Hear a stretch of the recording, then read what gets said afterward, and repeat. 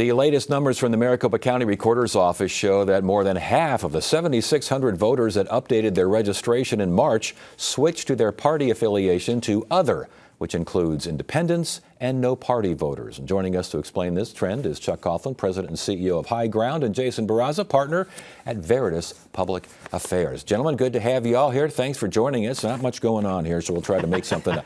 Holy smokes. All right, let's Maricopa, a lot of folks saying I'd rather not be either one of you guys. Well, that's a shock, right? Yeah. The Democratic Party going through its own identity crisis right now. That's losing more people to the, they've lost an equal amount to Republicans have gained more than Democrats the last two cycles. And then the biggest winner is independents in this cycle, but Democrats are falling well behind. I think we're looking at a 36, I'm trying to read here, 36, 29, 35 independent. So independents are rising, Republicans are rising, Democrats falling. Jason, why are Democrats falling? At least in the month of March, none of this stuff has happened yet, but what's happening out there? Well, Democrats have been falling. They peaked in 2020 with their registration numbers statewide, and they've been declining since then.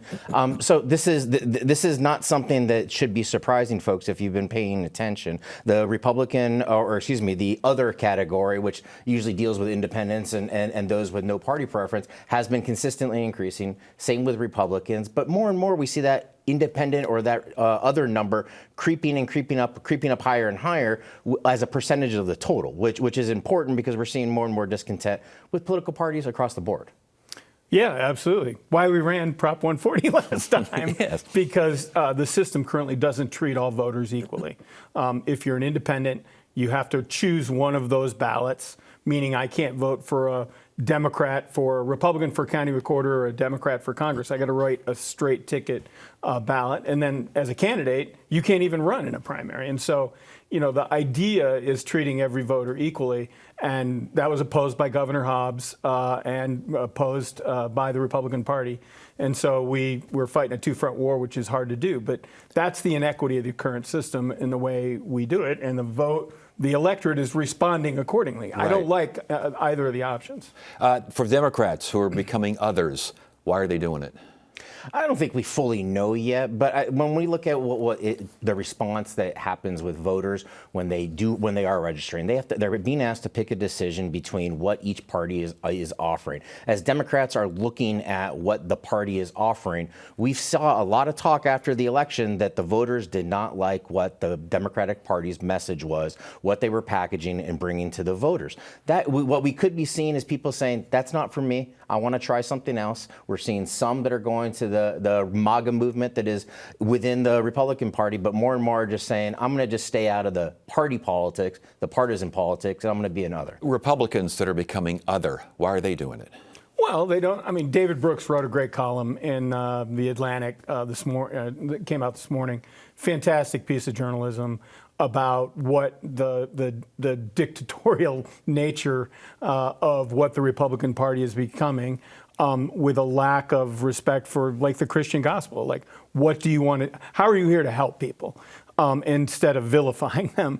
The power of the MAGA movement today is using coercive power to coerce people to do things, beating up on law firms, sending people back to prisons they don't belong in. It's might is right, basically. Yeah, it's money and might is right, and Elon Musk and the oligarchs are in charge. And, people don't like that. I mean, Americans have a history, both Democrat and Republican, of not liking being told what to do. We like choices, but we don't like being told what to do by power elites. But are Democrats coming up with a plan, with an idea, with an image, with a message that will resonate? Because, as you mentioned, that message was said, we'd rather have Donald Trump than you. I think a lot of that message and the development is in progress, and we're only a few months into a Trump administration, the second Trump administration. And if you heard the headlines that you were just reading, there's been a lot going on. So Democrats have a lot to respond to. They're flooding the arena with issues the Democrats have to look at, develop, and come up with messaging. The critical point is come up with messaging that resonates with the day-to-day voter, so that they have something that they can latch onto and identify with. The challenge on both sides is to bring those voices that are not the extreme of either side. You know, AOC and Bernie are out doing rallies right now. I would not say that's the expansionist part of the Democratic Party.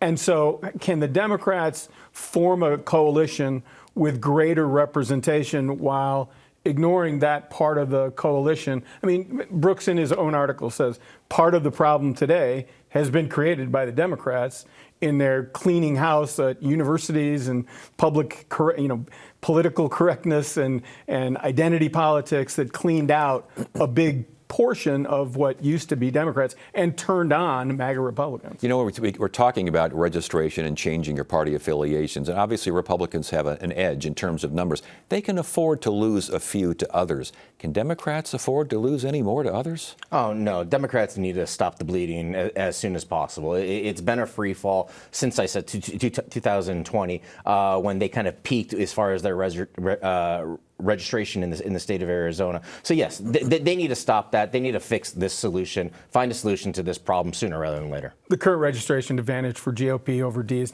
7 points. The participation advantage in the last cycle was 9. And so it used to be, back in the day, it'd be 2 or 3. And so as Jason said, it's going in absolutely the wrong direction. Is it going to continue to go in the wrong direction, though, if we keep seeing what we're seeing right now coming out of the White House and coming out of Wall Street? The Democrats' best marketing tool right now is Trump, because he keeps shooting himself, as we've witnessed trillions of dollars in wealth evaporate over the last several weeks. But you got to do more than that. You have to speak to what you're for. And that has been a struggle apart from that very progressive side of the Democratic Party. And Democrats were able to get above the others most recently in 2020 based off of the previous Trump administration, messaging off of that, as well as a very cohesive registration program. And real quickly, last question here. This is so fluid. Things are changing almost by the hour. Do we really know where this is all headed?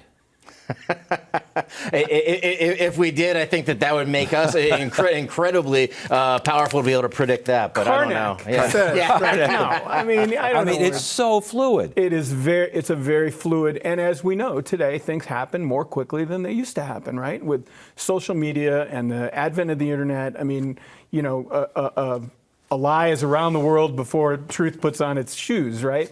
And so that's the kind of thing that we all have to compete with, but it's going to require a powerful narrative, and/or, as I argued, the Democrats ought to accept independence and champion what has been a grassroots value of Democrats for a long time. Treat every voter the same. Chuck Coughlin, Jason Barraza, good to have you both here. Good conversation as always. Always great.